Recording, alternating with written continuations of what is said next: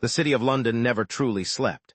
Even after midnight, lights still glowed through apartment windows, taxis moved across wet streets, and distant music echoed from hidden cafes and rooftop bars. The world continued moving endlessly, as if silence itself was forbidden. But inside a small apartment near Camden Town, a young woman named Sophie Collins sat alone beside a window, staring quietly at the rain. She was 26 years old, beautiful in a soft and natural way. Long chestnut hair rested over her shoulders, and her gray eyes carried the kind of sadness that comes from loving too deeply for too long. On the table beside her sat an untouched cup of tea and an old camera. Photography had once been Sophie's greatest passion. Now it was only a memory. 3 years earlier, Sophie had traveled across Europe with the man she loved most, Ryan Walker. Ryan was everything opposite of Sophie, confident, funny, fearless. Where Sophie saw storms, Ryan always searched for sunlight. They had dreamed together endlessly, a small home near the sea, a photography studio, a life filled with adventure and love, but dreams can disappear faster than people expect. During a trip through Italy, Ryan was killed in a motorcycle accident, and after that day, Sophie stopped living. She continued breathing, continued existing, but inside something had gone permanently silent. Since then, she rarely left her apartment except for work. She avoided friends, ignored invitations, buried herself inside loneliness because loneliness felt safer than loss. That rainy night, Sophie picked up her camera for the first time in months. She stared at it quietly, then whispered softly, "I miss you." Not the camera, Ryan. Tears filled her eyes again. Outside, thunder rolled across the city, and somewhere deep inside her heart, grief continued growing roots. The next morning, Sophie forced herself to attend a photography exhibition for work.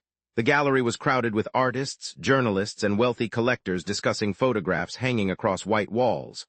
Sophie hated places like this now. Too much noise, too many fake smiles. She moved quietly through the room until she stopped in front of a black and white photograph of an old man sitting alone beside the ocean. Something about the image felt painfully familiar. Loneliness, waiting, memory. "Beautiful, isn't it?" A calm male voice spoke beside her. Sophie turned slightly. The man standing there looked around 30 years old, tall, dark-haired, wearing a simple black coat. His name tag read, Lucas Bennett. "The photo feels sad," Sophie replied softly. Lucas looked at the photograph carefully. "Sometimes sadness creates the most honest art." Sophie glanced at him briefly. Most people at exhibitions talked about money, fame, or technical details, but this man spoke differently. "You're the photographer?" she asked. Lucas nodded. "My father, actually." Sophie looked surprised. "He passed away last year." The sadness in Lucas's voice felt quiet but real. Sophie looked back at the photograph. "I'm sorry." Lucas smiled faintly. "Me too." For a moment, silence settled comfortably between them. Then Lucas asked, "Do you photograph professionally?" "I used to." "Why did you stop?" Sophie hesitated, because sometimes pain is easier to carry than explain. Finally, she answered quietly, "Life happened." Lucas studied her expression carefully. But he didn't push further. Instead, he simply said, "The world becomes darker when artists stop creating." Those words followed Sophie for the rest of the day.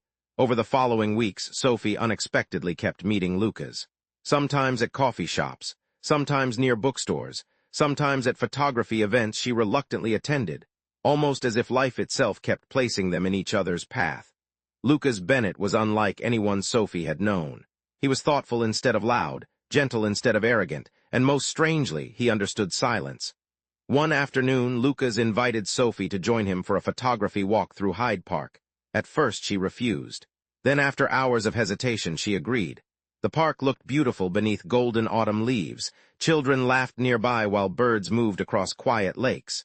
Lucas photographed everything: old couples, street musicians, rainwater reflecting sunlight. Meanwhile, Sophie barely touched her camera. Finally, Lucas stopped walking. "You're afraid of it." Sophie frowned slightly. "Afraid of what?" "Feeling something again." His words hit her harder than expected. She looked away immediately. "You don't know me." Lucas nodded calmly. "You're right, but I know grief." Sophie became silent. Lucas sat on a nearby bench. "My younger sister died from cancer when she was 19. Sophie slowly looked toward him again. "For a long time," Lucas continued quietly, "I hated happiness because it felt disrespectful to her memory."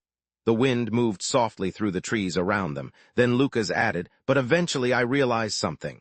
"What?" "She wouldn't want my life to end because hers did." Sophie felt tears suddenly burning behind her eyes.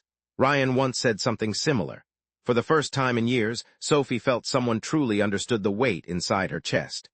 That evening, after returning home, she opened an old box filled with photographs of Ryan. For hours she looked through them silently, memories flooded back painfully. Ryan smiling beside the ocean. Ryan dancing in the rain. Ryan kissing her forehead beneath city lights. Finally Sophie whispered softly into the empty room, "I don't know how to move on." And deep inside, part of her feared she never would. Winter slowly arrived in London. Rain became colder, nights became longer. But little by little, Lucas entered Sophie's isolated world. He brought coffee when she forgot to eat. He sent her photographs of sunsets with small handwritten notes. He made her laugh unexpectedly. And every time she tried pulling away emotionally, Lucas remained patient. One snowy evening, Sophie and Lucas sat inside a quiet cafe near the River Thames. Outside, snowflakes drifted gently through glowing streetlights. Lucas looked at her carefully. "You loved him very much." Sophie froze slightly. "How do you know? Because grief this deep only comes from real love." Sophie stared down at her coffee silently. "His name was Ryan." Lucas nodded gently. "What was he like?" For the next hour, Sophie talked about Ryan for the first time in years. She talked about his terrible singing voice, his love for traveling, the way he always made strangers laugh, the way he dreamed without fear. And while she spoke, Lucas listened carefully without jealousy or discomfort. Only kindness. When Sophie finally finished, tears rolled slowly down her face. "I thought if I stopped hurting, I'd lose him." Lucas reached across the table softly. "Love doesn't disappear just because pain becomes smaller." Sophie looked at him emotionally. "Then why does moving forward feel like betrayal?" Lucas answered quietly, "Because your heart is loyal." Those words broke something inside her completely. Sophie cried openly for the first time since Ryan's death. Not hidden tears. Not silent suffering, real grief. And Lucas simply stayed beside her while she let years of pain finally escape. After that night, everything slowly began changing. Sophie started photographing again, at first only small things. Rain on windows, people holding hands, sunlight across empty streets, then gradually life itself. And with every photograph, she felt pieces of herself returning. One afternoon, Lucas surprised her with tickets to Paris. Sophie looked shocked. "I can't." "You can." "I haven't traveled since." "I know." Fear filled her face immediately, because Paris reminded her of Ryan, of dreams unfinished, of love interrupted. Lucas stepped closer gently. "You don't have to erase your past to create a future." After days of uncertainty, Sophie finally agreed. Paris welcomed them with cold air, glowing cafes, and golden lights reflecting across the Seine River. For Sophie, the city felt haunted by memory. Every street reminded her of Ryan. Every song reopened old wounds. One night, overwhelmed emotionally, she walked alone through the city until she reached a bridge overlooking the river. Tears filled her eyes. "I'm trying," she whispered into the darkness. "I'm trying so hard." Then suddenly she heard footsteps behind her. Lucas, he approached quietly. "You disappeared." Sophie wiped her tears quickly. "I'm sorry." Lucas stood beside her overlooking the water. "You don't need to apologize for hurting." Sophie looked broken. "I don't know how to love someone without feeling guilty." Lucas remained silent for a moment. Then he said softly, "I don't want to replace him."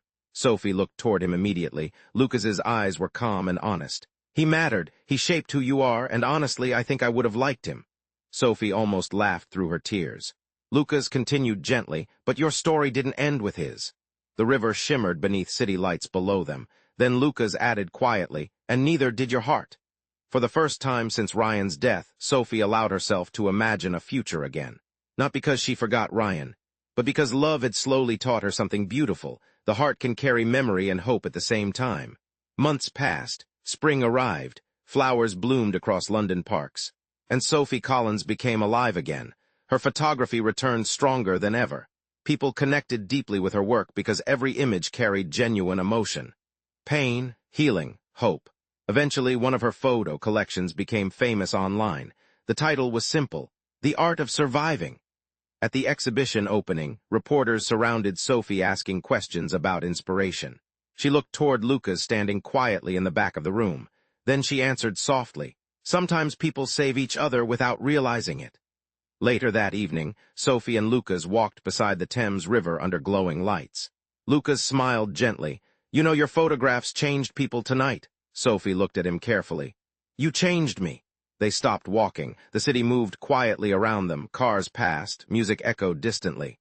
But for a moment, everything felt still. Lucas touched her hand softly. "Sophie!" Before he could continue, she kissed him, slowly, emotionally, honestly. And inside that kiss existed grief, healing, memory, fear, and love all together. When they finally pulled apart, Sophie whispered with tears in her eyes, "I thought my life ended 3 years ago." Lucas gently rested his forehead against hers.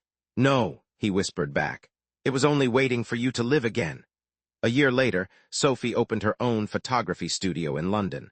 On one wall hung a photograph of Ryan smiling beside the ocean. On another wall hung a new photograph Lucas had secretly taken of Sophie laughing beneath spring sunlight. Past and present, memory and future, side by side. Because real healing does not mean forgetting the people we lost. It means carrying their love forward while still allowing ourselves to live. And somewhere beyond the noise of London, beyond grief and loneliness and fear, Sophie finally found peace again.